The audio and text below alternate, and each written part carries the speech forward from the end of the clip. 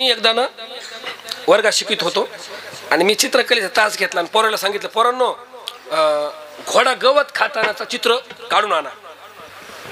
सगळे ना आता वेगवेगळं, कोणी घोडा काढवा गाढवच काढलं, कोणी कुत्रच काढलं. ते घोडा नाही चांगला जमला, पण त्यातलं एक पोरग कोराच कागद दाखवला, काहीच नाही. मी काय सांगितलं होतं, घोडा गवत खातानाचं चित्र काढून आणा. बाकीच्या पोरांनी कसं बस काढून आणलं. एक जणाला काही ते मेळ लागा ना, त्यानं नुसता कागद दाखवला, कोराच. मी म्हणलं कुठंही घोडा कुठंही गवत. ते म्हणलं गवत कसं दिसन. म्हणलं कसं काय, घोड्याने खाल्लं म्हणलं. मी म्हणलं अरे घोडा तरी कुठे. म्हणला गवत संपल्यावर थांबलाच नाही, काय करू म्हणलं, निघून गेला.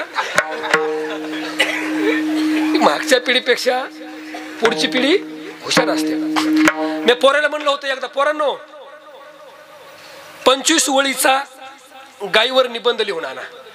सगळ्या पोरांनी लिहून आणला. कोणी 25 ओळी 30 ओळी. एक जण नाही आणला. मी म्हणलं तो का म्हणून आणला. ते म्हणलं तुम्ही सांगितलं गायीवर लिहून आणा, गाय थांबा ना.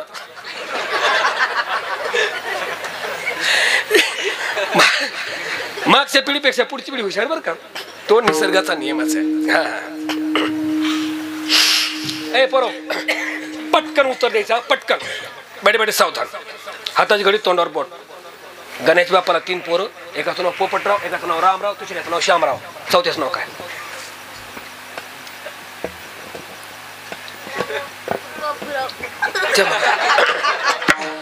किती साधा विचारलं रे मी. अरे ऐका नीट ऐका.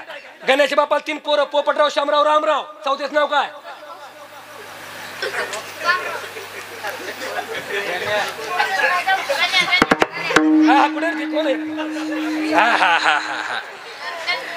किती साधं विचारलं रे मी. चौथ्याचं नाव काय.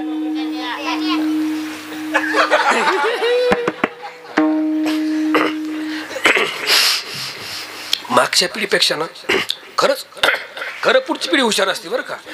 हुशार पण ऐका ना, ते निसर्गतःच पुढच्या पिढीला आहे. मोबाईल मध्ये आपल्याला काहीच करणार नाही. ह्यांना खोलून फिट करते का नाही. पण आता मोबाईल जेवढा वरदान ठरला ना, तेवढा तो शाप बी ठरला. ए ऐका ना, घरात असलेलं पोरग बापाला बोलत नाही, ते मोबाईलच्या रील बघत बसतंय. बापाच्या मनात विचाराचं काहूर आहे. आई नीट ऐका, बापाच्या मनात विचाराचं काहूर आहे. हा, आई टेन्शन मध्ये, बाप टेन्शन मध्ये, आणि पोरग मोबाईल मध्ये. रे पोरग मोबाईल मध्ये घरात बसतंय. हो, इथं घरात बसतंय आणि बोलत नाही बापाला. बापाला वाटतं रे, प्रत्येक बापाला वाटतं पोराने माझ्याशी बोलावं. आईला वाटतं पोरानं मला मोकळं बोलावं. पोरग बोलत नाही, मोबाईलच्या नादात आहे. हा, आणि इथून मेसेज पाठवते, इथून 200 किलोमीटर असलेल्या पोरीला, जेवलीस का. आणि त्याची माहिती 3 दिवस झालं उपाशी. त्याची आई 3 दिवस झालं उपाशी, आणि ते पोरीला मेसेज पाठवते, जेवलीस का.